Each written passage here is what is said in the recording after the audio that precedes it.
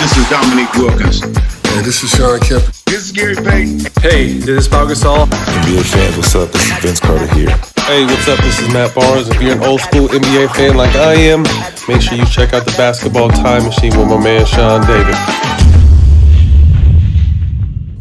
What's good, everybody? Welcome back to the Basketball Time Machine. I'm your host, Sean David. Thanks for tuning in. Let's talk some old school NBA basketball. In today's episode, I want to take a look at why old school fans simply can't like today's game. So why old school fans like me simply have a hard time enjoying today's NBA basketball. But before we dive into that, let me give a quick shout out to the sponsor of today's video, which is you guys, the Patreons. Thanks a lot, you guys, for supporting the show. As always, it's really appreciated. And I would say, enough said, let's dive right into today's episode.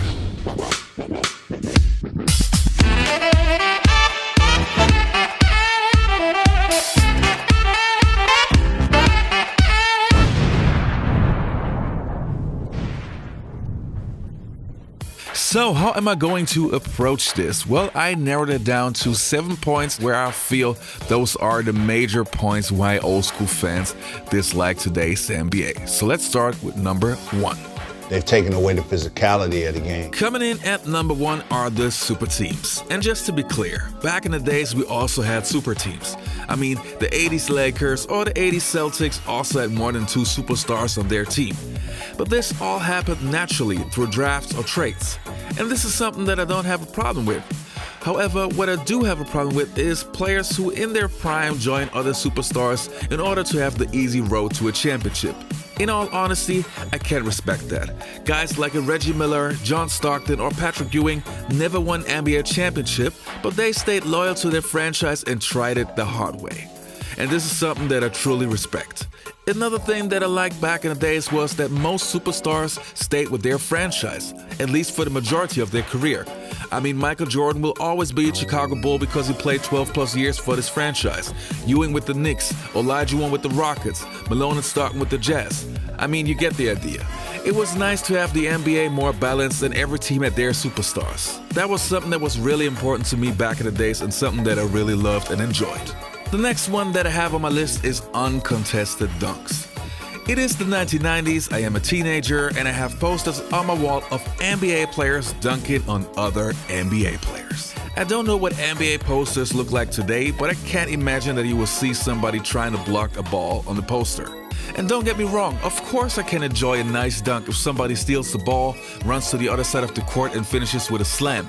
But if the same player dribbles the ball into the paint and wants to slam the ball while the defender underneath basically is moving away from the basket just that he's not on a poster, I mean, come on. Who wants to see that? A dunk is just so much better if you have a duel like 2 cowboys in a standoff, man against man. And 1 second will decide who wins the battle. If you are able to dunk the ball on a great shot blocker like Alonzo Mourning or Dikembe Mutombo, it's just so much more than a normal dunk. Isn't that what we all want to see? This intense moment where anything can happen? In today's game, you see so many players getting out of the way simply because they don't want to be on a poster. They call it a business decision. To me, that says it all. I love the guys who were up for the challenge, even a guy like a Sean Bradley who accepted the challenge and wanted to help their team and were trying to block the shot. Those are real players to me. And the next one on my list is the center position, probably the one that hurts the most to me. Shaquille O'Neal, Patrick Ewing, Hakeem Olajuwon, Moses Malone, Kareem Abdul-Jabbar, David Robinson. I mean, we had so many great bigs that dominated the paint. The center position gave the sport of basketball so much. Again, you had those Western duels where 2 cowboys faced off, the little guard who was penetrating the paint and the big who protected the basket. Another thing, we had bigs who showed the beauty of their postgame. It's all gone now, and I miss it so much. There's not that many great centers, and I'd be Michael Jordan in this era.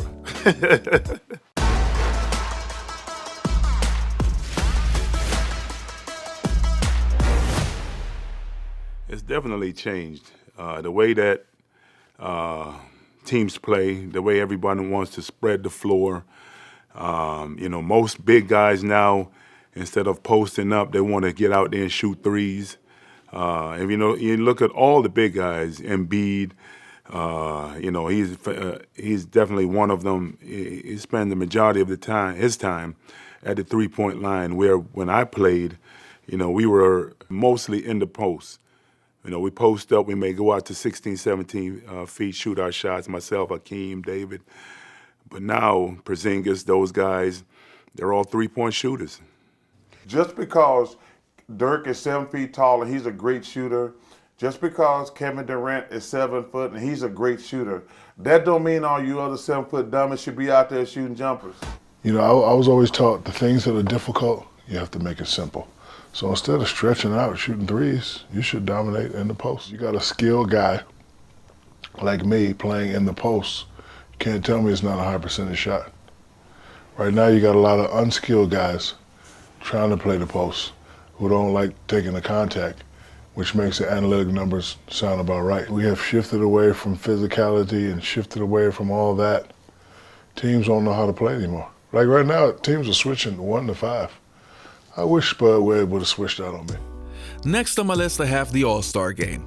Watching the AllStar Games in the 1990s, I can tell you I was always looking forward to it.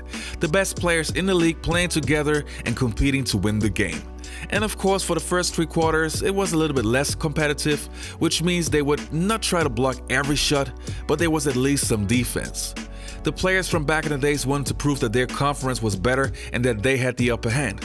And talking about the fourth quarter, I mean, it was amazing, since you could really see that they really were going at it. Today's AllStar Game is simply put terrible. No defense whatsoever. The games are super boring because all you see is players getting out of the way so that the other players can dunk the ball. That's not what I want to see. Honestly, it's really sad to say, but I can't watch it no more. And the next one that I have on my list are the rivalries. Okay, one thing I really loved back in the days were those intense rivalries. The Lakers versus the Celtics, the Bulls versus the Pistons, the Bulls versus the Knicks versus the Heat, and so on and so on. You just knew back then that those teams really hated each other. And it's not that I enjoy hate, but the result that we saw, the magic on the court that we saw, players who were fighting after every loose ball, the intense fouls, this excitement, knowing that everything could happen. This is something that I'm really missing today. Tell us about your rivalry with the Knicks. What rivalry? That rivalry, man, I'm telling you, boy, that was a real rivalry. This is a big, physical, wide New York team that plays you tough. And back come the Bulls. Oh, he is ripped by Starks. This has become a war. Anybody that was trying to take something from us, that's a rivalry. Michael Jordan and Xavier McDaniel having words. Every game we play, we try to send a statement. We're trying to make sure they don't gain anything on us. Get to the loose ball, but he's bottled up. Jordan with the recovery, and Jordan is fouled. As long as Patrick is going to be there, as long as Oakley is going to be there, as long as Starks is going to be there, it's like fighting your big brother or little brother. You got to let them know who you are. This is where you belong. Jordan trying to shake off Starks. Oh, what a move by Jordan! It counts. I don't care where you think you are. This is where you belong. Jordan! And every game was like that, proving ground. Trying to gain that extra edge. And, went from coach to the other coach, and the mentality never changed. It got higher and higher and higher. Next, I have hand checking. Yes, back in the days, teams would not score as much as they do today, but that was totally fine by me. Why? Because I could also enjoy tough defense, and also it was way more special if a player could average 25 points while being guarded tough. Well, we talked earlier in pregame about LeBron James being able to play forever. He'll be 33 at the end of the month. And we talk about the lack of physicality in the NBA, which allows guys to play differently and play easier. Because freeze it here. In the era that, these guys have played in, the Shaqs and the Charles and even myself. We call it the man era. Okay, there's no way that you can bring the basketball up and there's no one touching without being pressured. Or pressured. So as the play goes on, there's no one that ever gets touched. There's any pressure. See, if he didn't like that shot, he doesn't. LeBron James is the best player in the world. Freeze it. There's no defensive pressure or touching because of the new rules in the current state. Now, the next one that I have on my list is the flopping. Okay, this one will be a pretty short one. With all the toughness that we were used to back in the 80s and 90s, those flops are just a joke.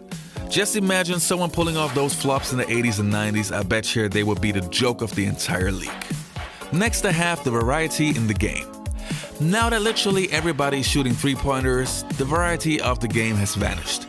The 90s had everything you want in basketball, but perfectly balanced. You had shooters, you had slashers, you had dunkers, you had defenders, and everybody had their specialty. Now it feels like all players are literally the same, and everybody's just trying to shoot the basketball. You have guys standing out there heaving up threes that's really not three-point shooters.